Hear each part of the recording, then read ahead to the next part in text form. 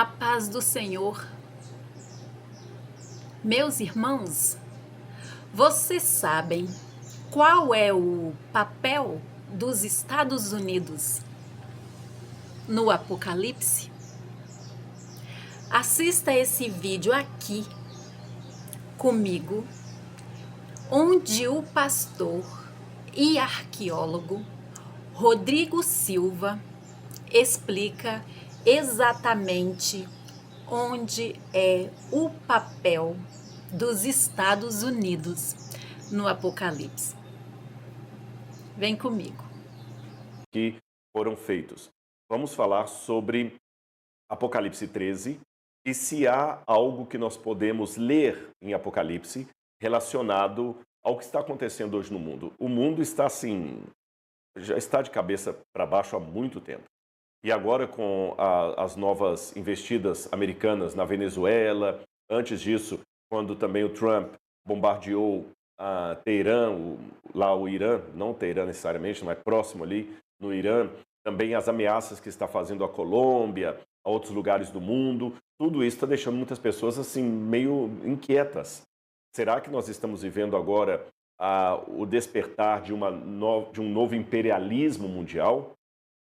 Será que a Bíblia falou alguma coisa nesse sentido? Como é que nós podemos ler o que está acontecendo à luz da Bíblia sem achismos, sem fanatismos, sem fake news, tá certo? Então vamos lá. Quando a gente fala de Apocalipse, toda a centralidade do conflito apocalíptico em relação aos últimos tempos está em Apocalipse 12, 13 e 14. Então, se você quiser saber qual é o miolo do livro do Apocalipse, aquele centro que dá liga a todas as profecias, é exatamente o capítulo 12, 13 e 14. Eu vou me deter hoje no capítulo 13. Será que aqui tem alguma coisa que permita ver, vislumbrar o que está acontecendo hoje no mundo à luz da Bíblia Sagrada? Vamos lá. Apocalipse capítulo 13 começa dizendo assim, eu vou ler para vocês. Vi emergir do mar uma besta, que tinha 10 chifres e 7 cabeças, e sobre os chifres 10 diademas, e sobre as cabeças nomes de blasfêmia. A besta que vi era semelhante ao leopardo, com pés como de urso e boca como de leão. E o dragão deu à besta o seu poder, o seu trono e grande autoridade. Uma das cabeças da besta parecia ter sido golpeada de morte, mas essa ferida mortal fora curada. E toda a terra se maravilhou seguindo a besta. E adoraram o dragão, porque deu sua autoridade à besta. Também adoraram a besta, dizendo: quem é semelhante à besta? Quem pode lutar contra ela? Aí o capítulo continua descrevendo as características dessa besta que surge do mar, com chifres, cabeças, múltiplas formas de animais no seu corpo. E aí quando você vai para o verso 11, se tiver com sua Bíblia aí, acompanhe comigo. Diz assim: vi ainda outra besta emergir da terra. Outra besta. Tinha 2 chifres, parecendo cordeiro, mas falava como dragão. Ela exerce toda a autoridade da primeira besta na sua presença e faz com que a terra e seus habitantes adorem a primeira besta, cuja ferida mortal havia sido curada. Também opera grandes sinais, de maneira que faz descer até fogo do céu sobre a terra diante de todas as pessoas. Bom, o que seria essa segunda besta? Essa segunda besta, só para adiantar para você dar um spoilerzinho do capítulo, é ela que vai emplacar nas pessoas o número 666, que não é um número literal, é um número simbólico, que ele configura a materialização daquilo que nós chamamos de a marca ou o sinal da besta, tá certo? A marca da besta, que será colocado na fronte e na mão das pessoas. Eu já comentei sobre isso em alguns encontros passados e hoje vou deter mais sobre essa questão das 2 bestas que nós temos. Eu vou colocar aqui na tela uma imagem para vocês verem. Só vou pedir o Lucas para tirar os comentários agora nesse momento, para eu poder... não precisa não. Lucas, eu consigo ver daqui, ó, tá bom? O Lucas está me ajudando lá dentro. Pode deixar os comentários se quiser.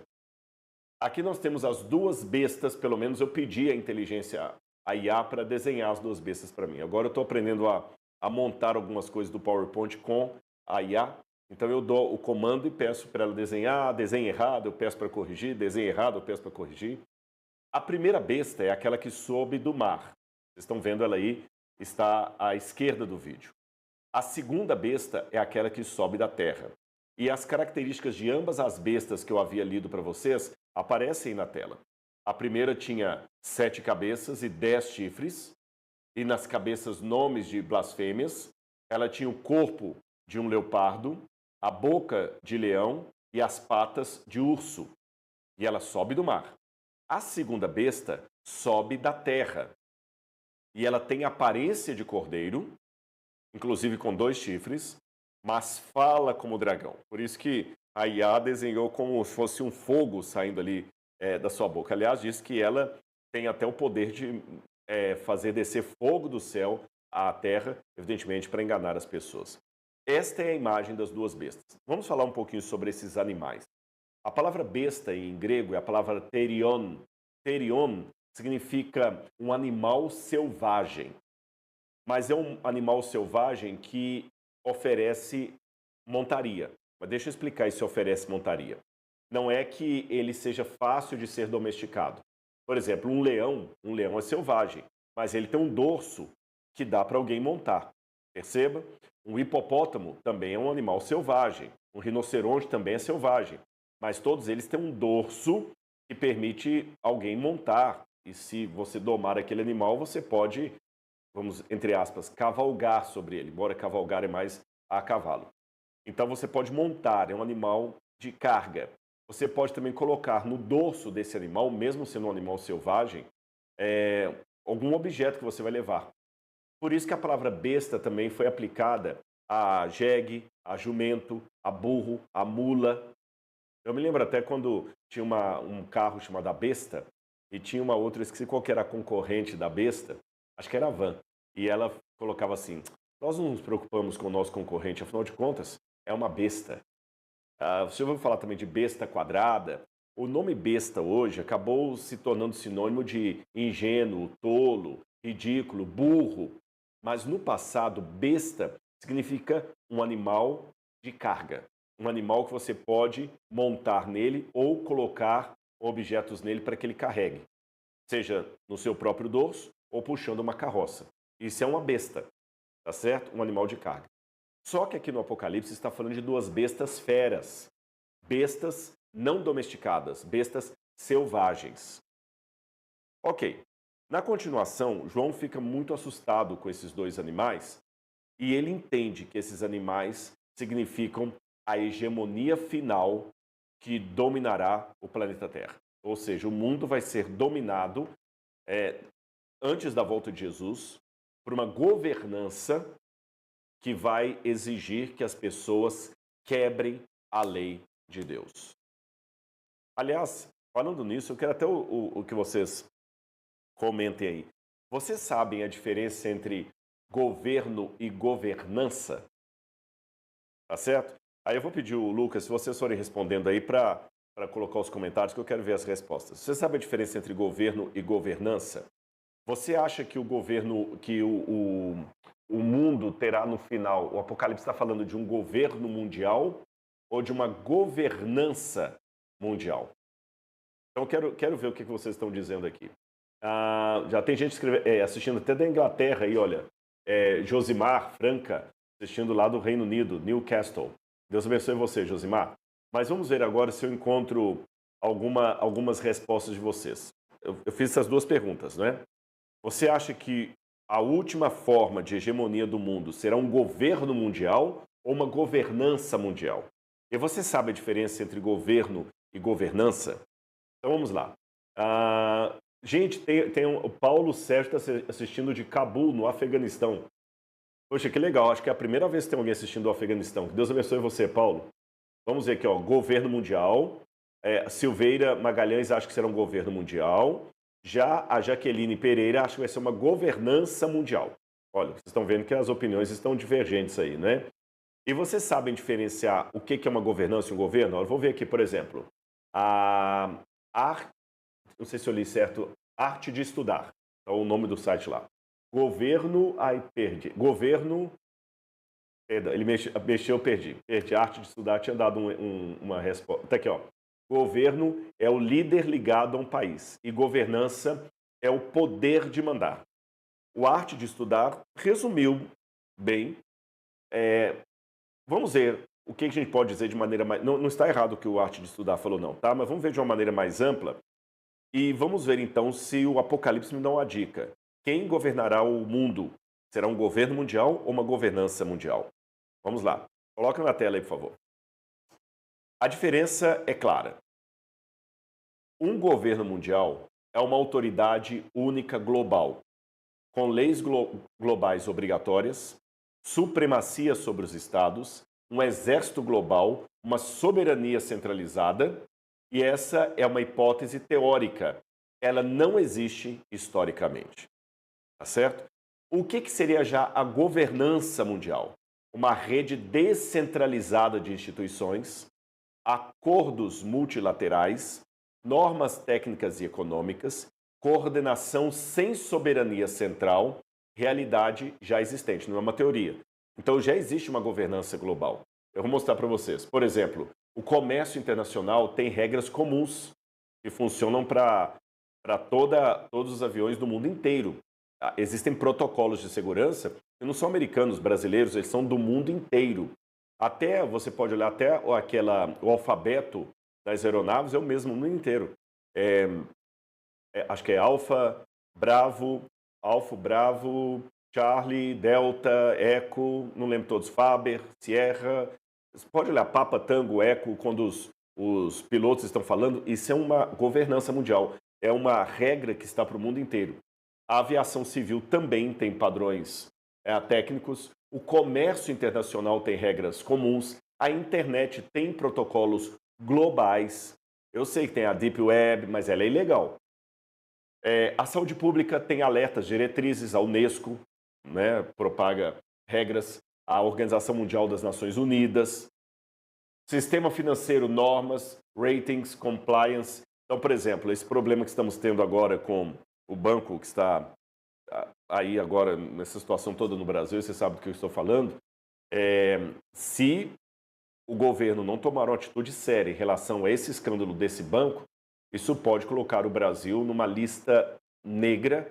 Aí vão falar que eu estou sendo racista, falar de lista negra, né?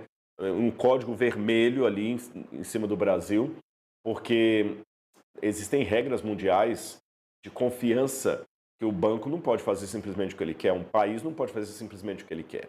Então essas regras que eu citei para vocês, esses protocolos, já são uma governança mundial ou global que está em vigência.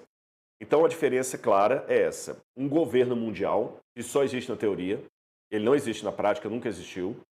Ele seria um governo, um homem governando o mundo inteiro. A governança, não necessariamente. O mundo cria regras, só que a governança não prescinde do fato de ter elementos, até individuais, que dão as cartas do jogo. Um exemplo agora é o Trump. O Trump não é o líder do mundo, mas ele dá as cartas do jogo. Ele que decide a lei Magnitsky, ele que decide tirar a lei Magnitsky, é Estados Unidos. Ele que decide se Maduro é culpado ou não é. Eu sei que tem toda a questão lá do tribunal americano, mas em última hipótese, quem lhe dá as cartas é quem tem o dinheiro na mão. Agora que você já aprendeu a diferença entre governo mundial e governança mundial, vamos tentar ver na Bíblia se essas duas bestas, quando dominarem o mundo inteiro, por que eu estou falando que elas vão dominar o mundo inteiro? Porque a Bíblia fala, toda a terra se maravilhou seguindo a besta. Depois, quando fala da segunda besta, fala também, a todos os grandes e pequenos, livres e escravos, faz com que lhes seja dada certa marca na testa ou na mão direita, para que ninguém possa comprar ou vender, senão aquele que tem a marca da besta e o número do seu nome. Então, nós temos no Apocalipse muito claro que as duas bestas são entidades que, quando unidas, dominarão o mundo inteiro. A pergunta que eu fiz é, dominarão em forma de governo mundial ou de governança mundial? Então, vamos ver o que o texto me ajuda a entender nesse sentido. Olha na tela. O que o texto do Apocalipse não descreve? o texto do Apocalipse, já vou dar um spoiler, não descreve um governo mundial clássico. Porque se fosse um governo mundial clássico, nós esperaríamos uma autoridade política única e explícita, um sistema jurídico global, um exército mundial, soberania formal sobre os estados. Mas nada disso aparece de forma direta em Apocalipse 13. Pelo contrário, quando você vai olhar aqui Apocalipse, até você ver assim, olha o capítulo 17, por exemplo, que fala dessa besta, diz assim, olha, as águas que você viu, capítulo 17 de Apocalipse, verso 15. As águas que você viu, onde a prostituta está sentada, são povos, multidões, nações e línguas. Os 10 chifres que você viu e a besta, esses odiarão a prostituta. Eles a deixarão devastada na rua e comerão as suas carnes e queimarão no fogo, porque Deus incutiu no coração deles que realizem o seu propósito e executem-no de comum acordo e deem à besta o reino que possuem até que se cumpra a palavra de Deus. Então diz que esses governantes vão dar à besta o reino que possuem, mas eles não deixarão de ser governantes. Tanto é que diz aqui, verso 12, os 10 chifres que você viu são 10 reis que ainda não receberam reino, mas recebem autoridade como reis com a besta durante 1 hora. Então, se a besta vai ter reis que vão receber autoridade com ela, então é porque haverá governantes no mundo. Um governo único não teria governantes com ele, só seria um. Então, essa descrição aqui está mais para um estado de governança mundial do que de governo mundial. Então, continuará cada país tendo o seu rei, o seu primeiro-ministro, o seu presidente, o seu parlamento, mas o que o Apocalipse dá a entender é que será uma governança mundial. Tanto é que diz aqui no capítulo 18, versículo 9, os reis da terra que com ela se prostituíram, está falando da Babilônia mística, e viveram em luxúria, vão chorar e lamentar por causa dela. Os reis da terra vão se prostituir com a Babilônia. Não diz que eles vão cair, eles vão continuar só dando o poder deles para a Babilônia. E é justamente esse o cenário de uma governança mundial. Você tem a existência dos governos, mas eles entregam o seu poder a um sistema maior do que eles. Então, por exemplo, tem as regras próprias aqui de aviação. Nós temos a ANAC, mas a ANAC tem que se submeter às regras da aviação internacional, correto? O Brasil pode ter as regras aqui de cobrança de impostos. Pode ter. O Banco Central pode emitir aumento da taxa de juros, a baixa da taxa de juros, aumento da Selic, baixa da Selic. Não importa. Mas existem nacionais que estão acima e ele tem que ceder a elas. E assim por diante. O próprio governo do Brasil teve que ceder um pouquinho para o governo americano lá e o governo americano deu as cartas. Então, governança. E é exatamente isso que parece coincidir mais com o texto bíblico. E vamos então ver o que o texto bíblico de fato descreve. Vamos lá. A besta do mar diz que ela recebe autoridade. Quando fala que o dragão dá à besta autoridade, a palavra grega é exousia. Exousia é poder, não é soberania institucional. Ela governa por influência, intimidação e admiração. Esse é um outro ponto interessante. Apocalipse capítulo 13, versículo 3, diz: e toda a terra se maravilhou seguindo a besta. Então parece que a terra vai ficar assim, uau, extasiada, seduzida pela besta. Não é à toa que no capítulo 17 essa mesma figura de vários símbolos aqui é colocada como sendo uma prostituta sedutora montada em cima da besta. Outra coisa interessante, ela governa por influência, intimidação e admiração. Atua sobre toda tribo, língua e nação. Mais uma prova de que aqui nós estamos falando de uma governança e não de um governo mundial. Porque governo mundial, automaticamente as nações deixam de existir. Se aqui fala que ela atua sobre toda língua, tribo, povo e nação, Então indica que ela tem um alcance mundial, não uma administração direta. Ela depende da adoração, uma lealdade simbólica que não é necessariamente cidadania, e isso é típico da hegemonia, não do Estado. Então, quando a gente lê esses detalhes da profecia, por isso que é bom estudar a Bíblia assim, sempre. Pode voltar para mim, Lucas, por favor. É sempre bom estudar a Bíblia prestando atenção nos detalhes do que o texto apresenta, o que ele diz, as nuances, as palavras. É isso que eu sempre faço na plataforma Bíblia Comentada. Eu procuro ver a Bíblia, e é lógico, no Bíblia Comentada a gente dá mais detalhes, porque eu coloco livros para você ler, autores. Aqui numa live de segunda-feira a gente fala de maneira assim mais simples, mais direta, menos detalhista, mas o Bíblia Comentada com muitos detalhes. E ali eu gosto de mostrar a Bíblia dentro do seu contexto, ilustrando o texto, uma passagem da Bíblia lançando luz sobre outra passagem da Bíblia.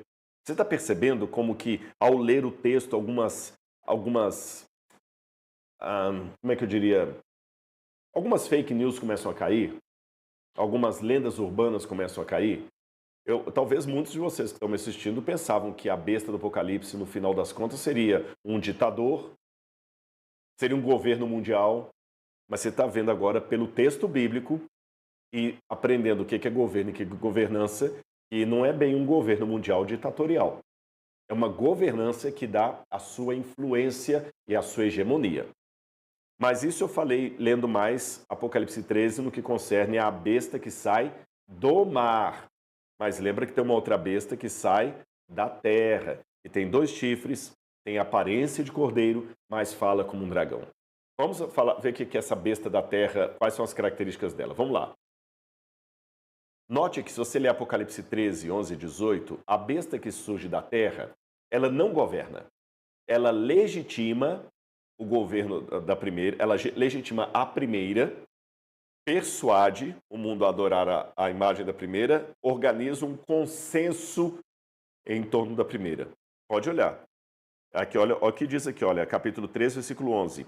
Vi ainda outra besta emergir da terra. Tinha 2 chifres, parecendo cordeiro, mas falava como dragão. Ela exerce toda a autoridade da primeira besta na sua presença e faz com que a terra e seus habitantes adorem a primeira besta, cuja ferida mortal havia sido curada. Vamos continuar aqui. Outro detalhe, ela funciona como mediadora ideológica e religiosa. Ela opera sinais, traz uma narrativa e um controle simbólico. Quando a Bíblia fala assim, ela faz descer fogo do céu para enganar, se possível, até os eleitos, isso aqui me chama atenção. Por quê? Lembra o profeta Elias, o principal profeta do Antigo Testamento depois de Moisés. Tanto é que era Elias e Moisés, os 2 que resumiam todo o Antigo Testamento. Moisés representando a lei e Elias os profetas. E lembra quando Elias estava no alto do Monte Sinai, lutando contra os profetas de Baal, e Elias fez descer fogo do céu diante de todos? Ora, olha o que o Apocalipse fala dessa besta aqui. Também opera grandes sinais, de maneira que faz descer fogo do céu sobre a terra diante de todas as pessoas. Faz descer. Então ela consegue imitar praticamente o milagre operado por Elias. O homem que nem viu a morte. Já pensou o poder enganador dessa besta? Por isso que eu falei que ela tem sinal de narrativa e controle político, religioso. Aliás, quando a gente vai para Mateus capítulo 24, versículo 24, a gente vê o mesmo jogo de palavras usado por Jesus. Mateus capítulo 24, verso 24, Jesus diz assim: porque surgirão falsos cristos e falsos profetas, operando grandes sinais e prodígios para enganar, se possível, os próprios eleitos. Jesus fala de falsos cristos e falsos profetas. É interessante que essa segunda besta do Apocalipse, a besta que sai da terra, ela é chamada lá no final do livro, quando você vai para o capítulo 19, que fala do juízo final de Jesus, diz o seguinte, no verso 20, capítulo 19, verso 20. Mas a besta foi presa, e com ela foi preso também o falso profeta, que com sinais feitos diante da besta, seduziu aqueles que receberam a marca da besta e eram os adoradores de sua imagem. E Jesus fala: haverá falsos cristos e falsos profetas.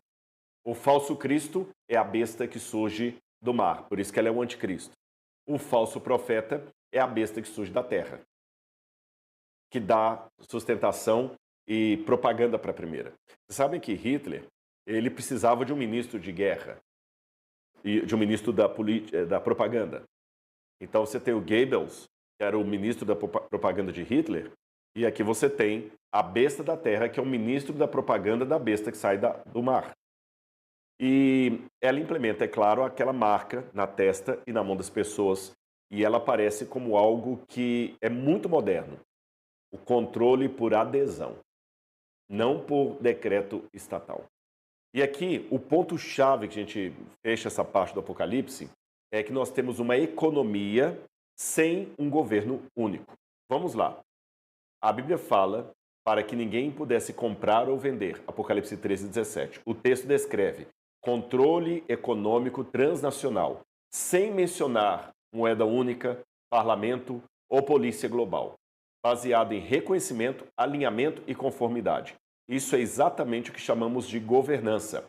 Regras, padrões e exclusões operando sem governo central.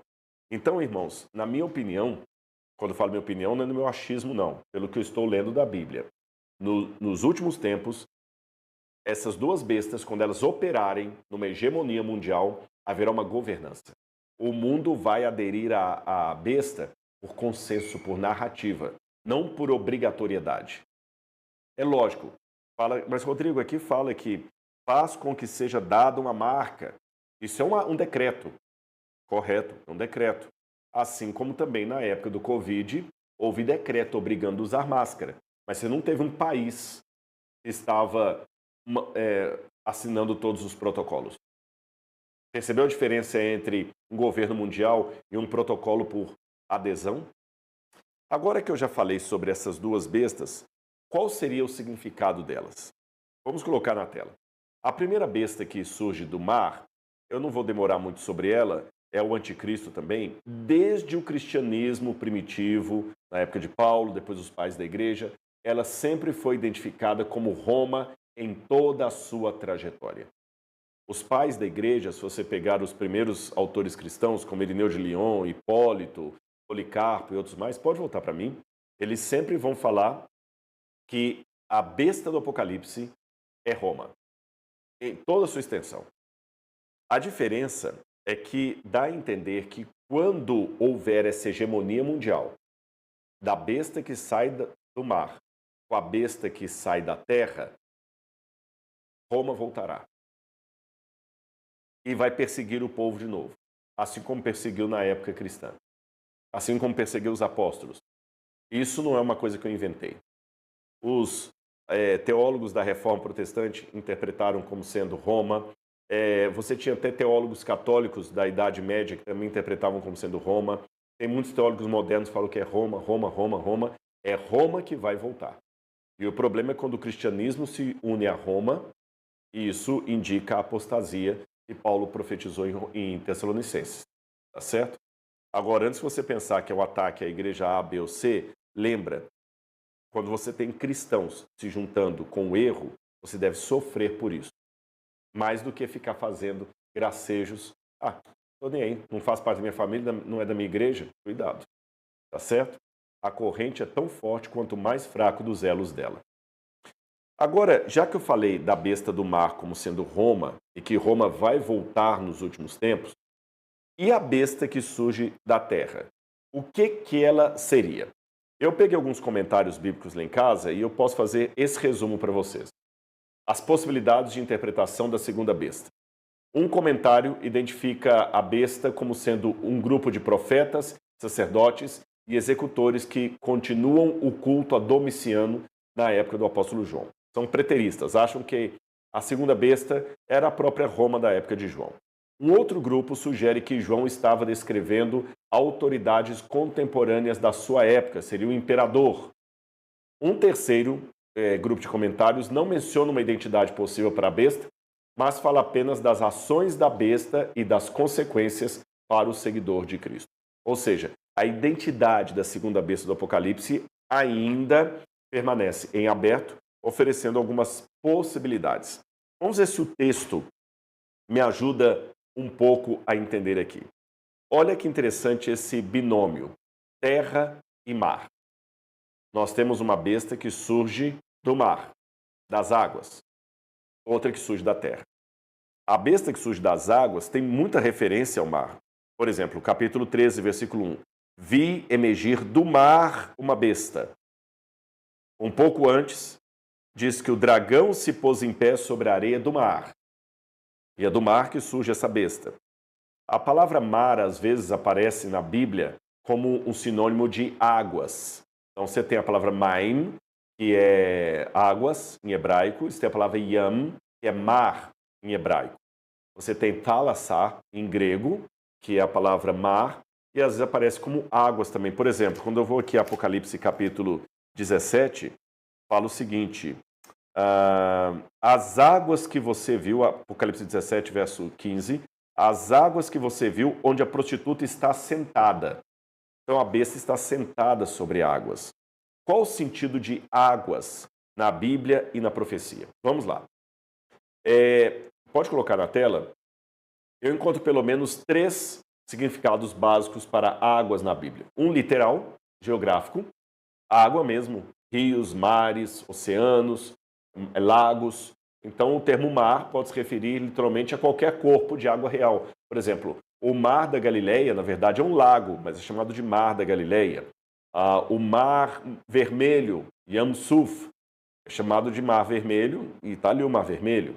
O Mediterrâneo também é chamado de o Grande Mar. Mas você tem um uso metafórico. Por exemplo, quando eu vou a Isaías 17, verso 12, diz: ai do bramido de muitos povos que bramam como o bramido do mar. E nesse sentido, o mar às vezes dá até uma conotação de algo que pode trazer medo. Por exemplo, quando eu vou para Lucas, capítulo 21, Lucas, capítulo 21, deixa-me ver aqui. Lucas, capítulo 21, versículo 25. Haverá sinais no sol, na lua e nas estrelas. Sobre a terra, angústia entre as nações em perplexidade por causa do bramido do mar e das ondas. Então você vê aqui um sentido mais metafórico. E é desse sentido metafórico do mar como tendo um bramido que traz pânico que surge o terceiro sentido que eu vou colocar aí na tela. É o sentido apocalíptico.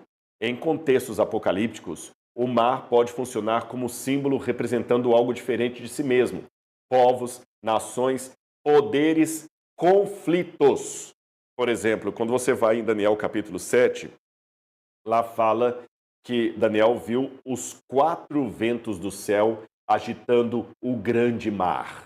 E do mar começam a surgir bestas feras que representam impérios mundiais. O primeiro que surge lá na profecia de Daniel 7 é um leão com dentes de ferro, representando Babilônia. Depois você tem o urso, com 3 ossos na boca, representando a Medopérsia. Depois você tem um leopardo, representando a Grécia. Depois você tem um animal terrível e espantoso, representando Roma. E aí vem o juízo final. Quando você vai para o Apocalipse, você tem o quê? Já começa do animal terrível e espantoso, porque os outros impérios já passaram. E esse animal terrível e espantoso, ele tem 2 características. Primeiro, ele reúne elementos dos animais de Daniel, então quer dizer que ele é um pouco da Babilônia, um pouco da Medopérsia, um pouco da Grécia, Roma, que continua, e ele surge de onde? Do mar. Você tem também muito na Bíblia o mar como sendo um lugar caótico, o caos. Existem, inclusive, no mundo bíblico, não na Bíblia, mas no mundo bíblico, por exemplo, muitas lendas, como essa que eu vou mostrar aí, sumeriana, de um deus sumeriano destruindo uma serpente de 7 cabeças que surge do mar. E uma das suas cabeças é ferida de morte, igual a Bíblia, igual a besta. Uma das cabeças feridas de morte. E várias passagens na Bíblia, como Isaías 60, verso 5, Jeremias 46, versos 7 e 8.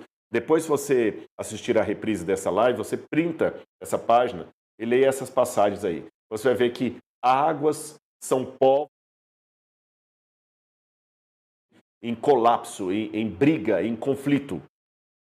Então, povos são nações, pessoas que estão em conflito, tá bom?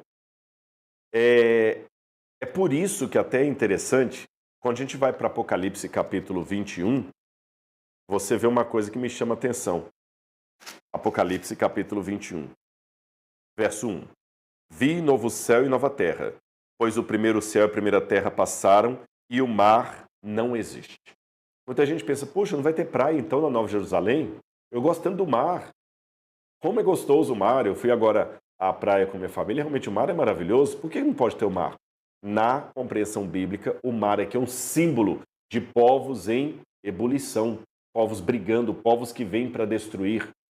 O faraó é descrito como sendo uma serpente que vem nas águas do rio Nilo, e assim por diante. Agora, e a terra? Então, já sei que se a primeira besta ela surge do mar, então é Roma que surge de povos em conflito que vem para destruir o povo de Deus. Tá certo? Povos em conflitos é o símbolo do mar, de onde essa besta surge. Mas a outra besta surge da terra. Qual o significado bíblico de terra? Vamos ver na tela.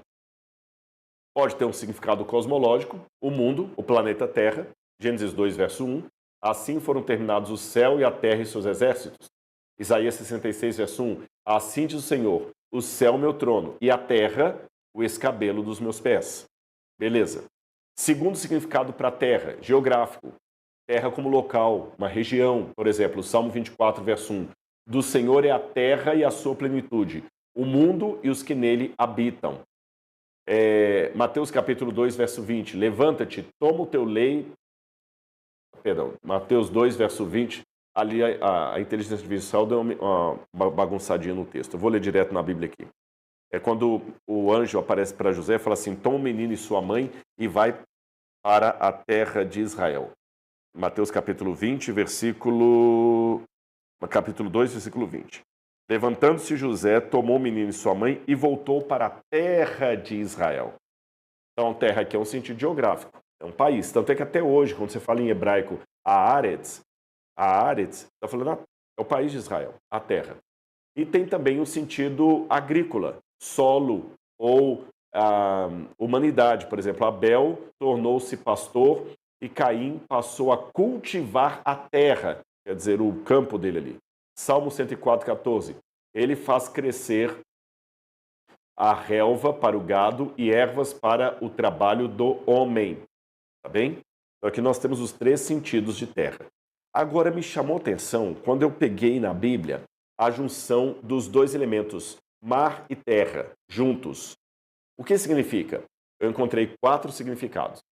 Primeiro, criação e ordem. Porque em Gênesis capítulo 1, versículos 9 e 10, você vê que Deus trabalha justamente com o mar e a terra, ou seja, as águas e a terra, para trazer ordem sobre o caos. Quando você vai no capítulo 1 de Gênesis, versículo 9, disse Deus, ajuntem-se as águas debaixo dos céus num só lugar, e apareça a porção seca. Assim Deus chamou a porção seca de terra e o ajuntamento das águas mares. Então aqui, criação e ordem, terra e mar. Mas também caos e poder divino. Salmo 89, versículo 9. Salmo 89, versículo 9, diz assim, dominas a fúria do mar. Quando as suas ondas se levantam, tu as acalmas.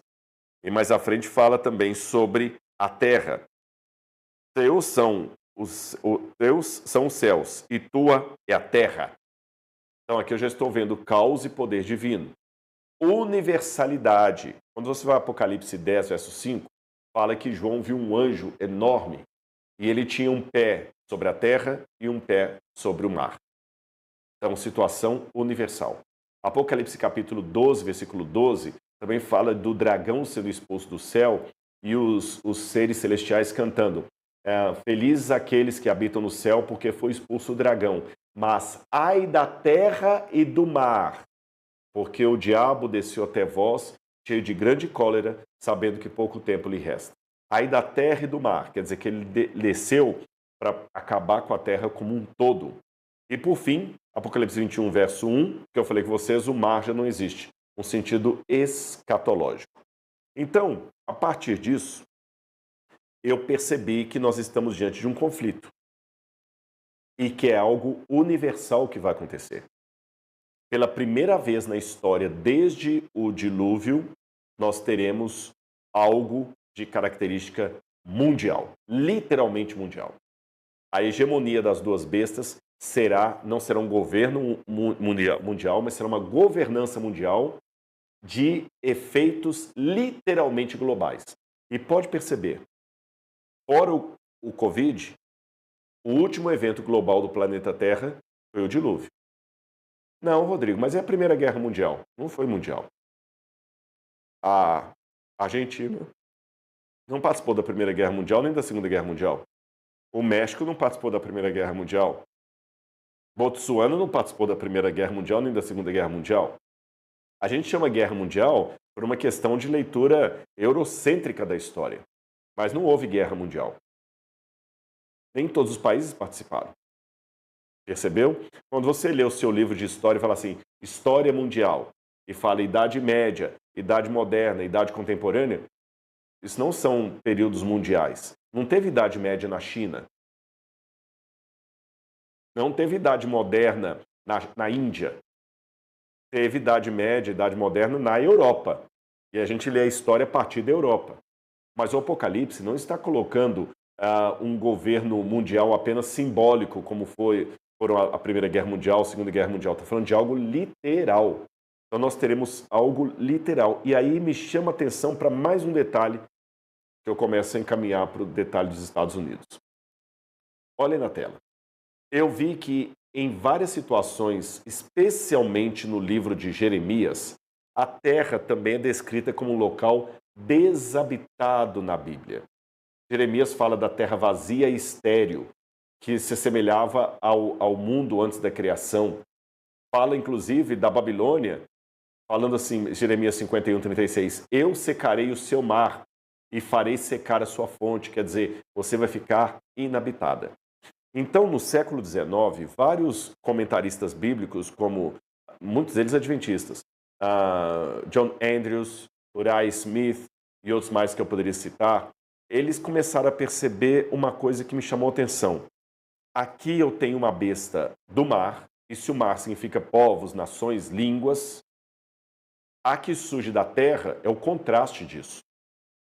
E tem outro detalhe também que aponta para esse contraste entre as duas bestas. Quando fala uma besta do mar, é um animal caótico, mas uma besta da terra é um animal domesticado. Então essa que sai da terra, diferente da outra que surgiu do mar, ela é um poder de natureza até certo ponto semelhante, que ela vai dar continuidade a outra besta, vai ampliar o poder da outra besta, mas também distinta. Tanto é que a primeira besta é horrorosa. Ela tem 10 cabeças, 10 chifres, nomes de blasfêmia.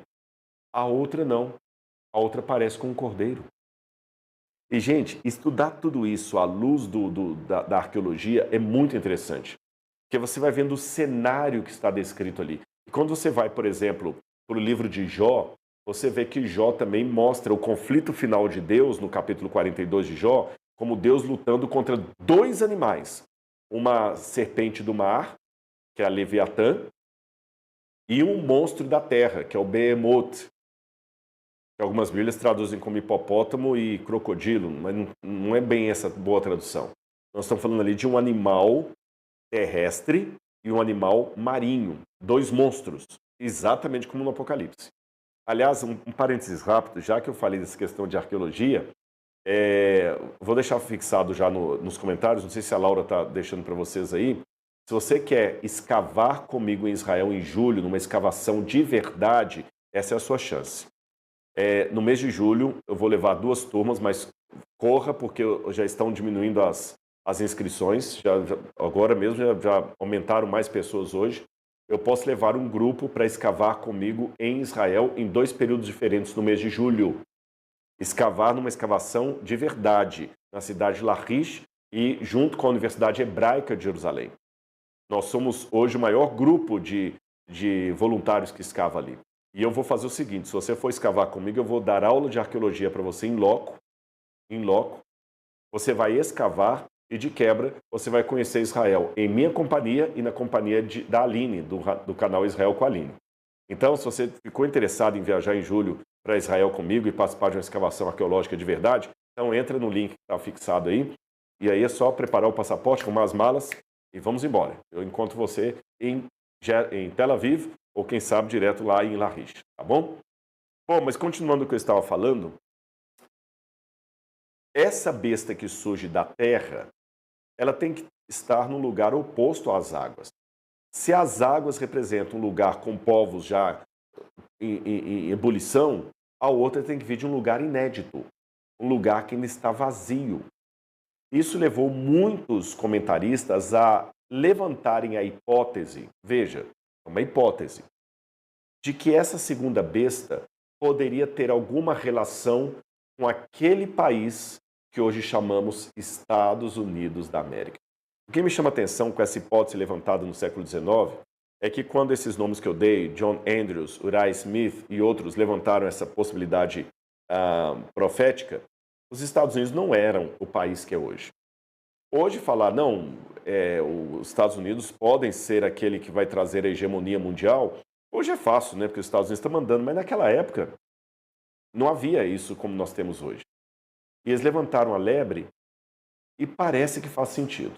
Veja, eu não posso afirmar para longe de qualquer questionamento assim, não, a besta do Apocalipse da Terra é os Estados Unidos. Não está escrito isso aqui. Mas as características dessa besta coincidem muito com esse país que chamamos Estados Unidos da América. E eu vou dar alguns comentários interessantes para você. Porque, por exemplo, muita gente no passado falou assim, não, esse mar que fala ali, essa terra que fala ali, a besta que surge da terra, a terra é a Palestina. Outros falam, a terra de Israel é a Ásia Menor. Mas olha o que disse Jürgen Roloff num comentário dele sobre o Apocalipse. A segunda besta surge da terra. Será esta uma referência específica à Ásia Menor continental, como muitos teólogos apresentam? Embora não possamos descartar essa possibilidade completamente, é mais provável que seja uma referência a Apocalipse 12:12. O dragão assegura o seu poder sobre a terra e o mar, fazendo com que uma de suas criaturas subservientes surja de cada uma dessas regiões. Apocalipse 12, verso 12, é aquela passagem que eu falei para vocês. Ai da terra e do mar, porque o diabo desceu até vós, sabendo que pouco tempo lhe resta. Isso indica que estamos falando de um governo, de uma governança de extensão global. Ora, qual é o país que dá hoje uma extensão global a qualquer coisa? Estados Unidos. E para não parecer que isso é um modismo, estou falando isso agora porque o Trump está fazendo o que está fazendo, muito antes dele. Se você pegar a história americana, tem coisas muito interessantes ali. Os Estados Unidos foi o país da liberdade religiosa, onde os primeiros que foram para lá, protestantes, católicos, foram em busca de liberdade religiosa que não tinham na Europa. Tocqueville, por exemplo, que era um diplomata francês, ele foi para os Estados Unidos para saber qual era o segredo dos Estados Unidos, porque a Europa estava em frangalhos e a Revolução Francesa, que todo mundo pensava que ia ser a liberté, égalité, fraternité, mergulhou a França e com ela o resto da Europa num caos medonho. E Tocqueville falou, enquanto isso, o milagre americano está crescendo. Tanto é que os franceses mandaram a Estátua da Liberdade depois para comemorar a independência americana. Os americanos começaram a crescer. Hoje, qual a língua que fala no mundo inteiro? É o inglês, e não é por causa da Inglaterra. Quando a Inglaterra estava no seu apogeu, a língua franca, como o próprio nome diz, era o francês. Por isso que a língua franca era o francês. Quem tornou o inglês a língua mundial foram os americanos. E olha que interessante, o país mais colonialista era a Inglaterra. A Inglaterra que dominou a Índia, as companhias das Índias Ocidentais, boa parte da África, da América Central. E a colônia inglesa, chamada Estados Unidos da América, se tornou mais poderosa do que a própria colonizadora, que era a Inglaterra. Hoje você fala inglês no mundo inteiro por causa dos Estados Unidos. Hoje você bebe Coca-Cola no mundo inteiro por causa dos Estados Unidos. Come McDonald's no mundo inteiro por causa dos Estados Unidos. Bebe Pepsi-Cola no mundo inteiro por causa dos Estados Unidos. Eles mantêm a hegemonia do mundo através das artes, da música, das influências, do estilo de roupa, o jeans, calça jeans. A força deles é muito grande. E você está preocupado agora com a questão do presidente Nicolás Maduro, mas os Estados Unidos já derrubaram muitos outros governos. Esse não foi o primeiro. Esse não foi o primeiro. E olha isso aqui. George Kennan foi o arquiteto da política de contenção americana. E ele falou algo muito interessante nos anos 1940, depois da Segunda Guerra Mundial. Ele disse o seguinte: olha como é que os Estados Unidos saíram fortalecidos da Segunda Guerra. Temos cerca de 50% da riqueza mundial, mas apenas 6% da população. Nossa verdadeira tarefa no período à frente é manter essa disparidade. Naquela época, depois da Segunda Guerra, Estados Unidos tinham 6% da população mundial e 50% do PIB mundial estavam lá. E agora, mais recentemente, foi publicado um livro, vou colocar para vocês aí, as cartas, os diários de George Kennan. E até o interessante que uma das partes desse livro que foi publicado, o Frank Cotisciola, é o Império Invisível, as vidas posteriores da alt-right de George Kennan. Vou explicar essas alt-right. É a extrema-direita. A extrema-direita. Para muitas pessoas, George Kennan está ultrapassado, porque ele falava de coisas que hoje faziam parte da Guerra Fria, que se estendeu depois da Segunda Guerra Mundial. E o contexto geral é que o gênio dele, apesar de reconhecido, é algo antiquado. Porém, a partir do momento que esses diários dele foram publicados, se eu não me engano foi em 2014, muita coisa mudou na América. A América quer voltar agora a ser o braço de ferro do mundo. Não é à toa que a política do Trump, Make America Great Again, faça a América grande de novo, foi o seu lema de campanha. E ele está conseguindo. Ele está conseguindo. Até chama minha atenção que um famoso teólogo, aliás, a gente estuda muito sobre ele na Faculdade de Teologia, Reinhold Niebuhr, ele falou: a maior tentação da América é imaginar que sua virtude a torne imune às corrupções do poder. Roma se via como a portadora da Pax Romana. Os Estados Unidos se veem como portadores da Democracy and Freedom, democracia e liberdade. Ambos acreditam, em algum nível, que o nosso domínio é para o bem do mundo. Aí aqui é importante eu abrir um parênteses. Eu não estou emitindo juízo de valores dizendo: o Trump não deveria ter atacado a Venezuela, deveria ter atacado. Eu vou falar com vocês. Para o povo venezuelano que estava sofrendo, a queda do ditador foi uma bênção.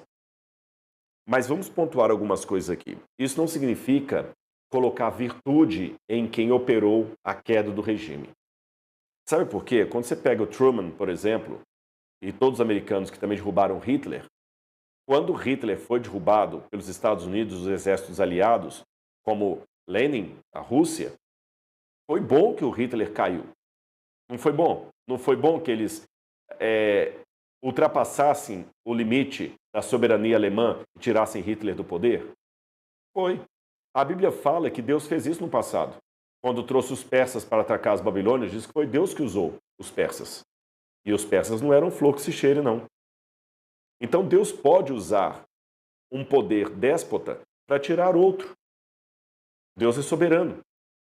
Então, os dois erros que nós não podemos cometer, do ponto de vista bíblico, é desacreditar a queda só porque ela foi imposta por alguém que eu não gosto, e letra B, endeusar aquele que derrubou o governo como sendo alguém bonzinho.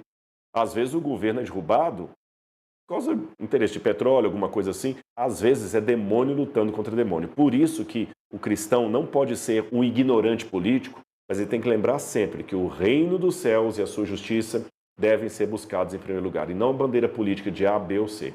Compreenderam? Então, se você perguntar a minha opinião, eu achei ótimo o que aconteceu com Nicolás Maduro.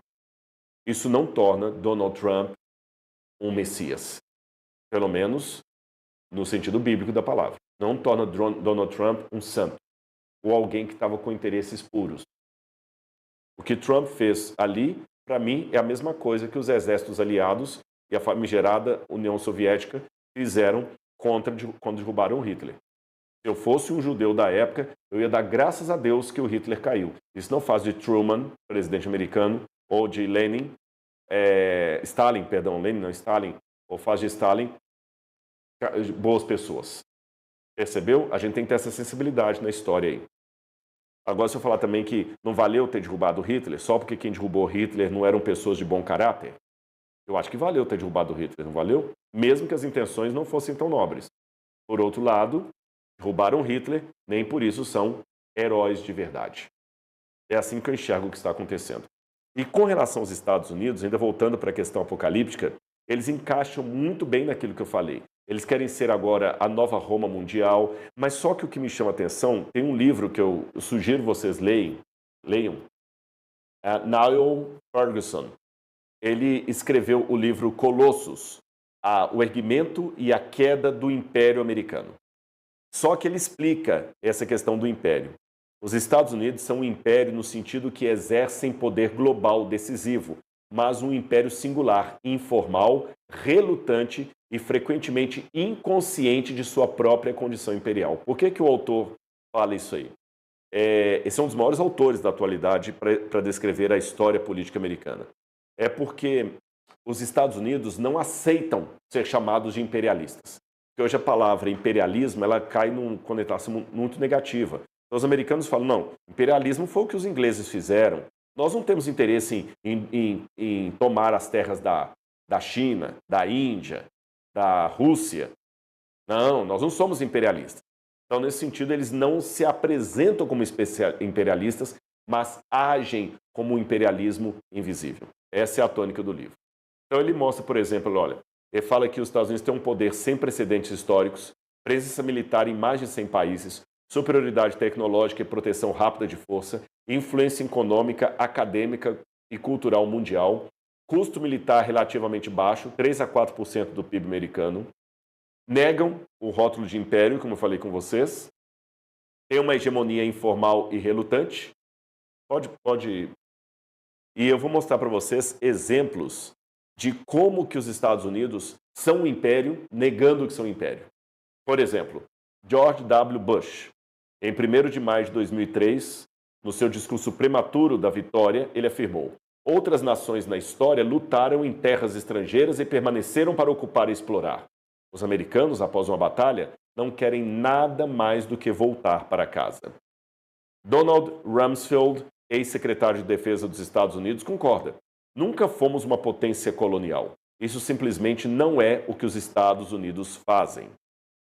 Colin Powell, ex-secretário de Estado, também afirmou: os Estados Unidos não buscam um império territorial. Nunca fomos imperialistas.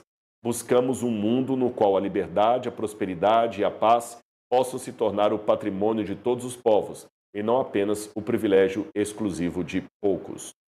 Então, meus queridos, qual que é a questão? Os Estados Unidos, eles não aceitam ser um império mundial, mas eles querem ser os heróis, os mocinhos. Pode olhar, todo filme que tem, sempre é o presidente americano que salva. Esses filmes pós-apocalípticos, é o presidente americano. Lembra aquele Independence Day, que passou há mais de 20 anos? Quem destrói os ETs que estavam dominando o mundo era o presidente americano, que entra num caça e destrói as naves dos ETs. Eles querem ser os heróis. Eles são um país da liberdade religiosa, da emenda da Constituição, que dá língua franca. Os mocinhos, mas têm aparência de cordeiro e falam como dragão. Rodrigo, você tem certeza absoluta que vai ser assim? Para ser coerente com o texto bíblico, o que eu posso afirmar para você é o seguinte: Eu não posso afirmar que o Trump é aquele que vai se juntar com a besta do mar e vai trazer a hegemonia mundial para que encerre o apocalipse. O meu desejo é que seja. Vou abrir o jogo com vocês. Por quê? Porque eu quero que esse mundo acabe logo a história e Jesus volte. Por isso, eu quero que Jesus volte antes da minha filha chegar à adolescência, antes dela se tornar juvenil. Se Jesus puder voltar ano que vem, já está de bom. Se ele puder voltar semana que vem, está de ótimo tamanho. Então, se puder ser o Trump, aquele que vai terminar para que as profecias se cumpram logo e Jesus volte, amém. Mas esse é o desejo do Rodrigo crente. A afirmação do Rodrigo teólogo é o seguinte: não use sensacionalismos, mas observe os sinais dos tempos. Uma coisa é fato. O Apocalipse fala que haverá uma hegemonia mundial de dois poderes que vão ter a sua influência sobre o mundo inteiro. Um representado pela besta que surge do mar, outro pela besta que surge da terra. E hoje nós temos exatamente Europa e Estados Unidos dando as cartas do mundo. E os Estados Unidos está crescendo assim, numa situação muito interessante. E com o último elemento, agora nós podemos falar de mundo realmente globalizado. Mesmo sem um governo único. Isso é que é interessante. Porque hoje, a queda da Bolsa de Valores de Nova York rebenta o mundo inteiro. A alta do preço do barril de petróleo rebenta o mundo inteiro. Um problema na internet o mundo inteiro. E eles precisam de uma governança. Será que nós estamos vivendo os últimos dias da história deste mundo? Eu não sei. Eu não posso afirmar que esse é o último tempo. Mas eu posso dizer que o último tempo é muito parecido com esse tempo que estamos vivendo. Percebeu minha sensibilidade aqui? Vou repetir. Eu não posso afirmar que esse é o último capítulo da história do mundo. Mas eu posso dizer que o último capítulo da história do mundo é muito parecido com o capítulo que estamos vivendo. E se eu estiver enganado?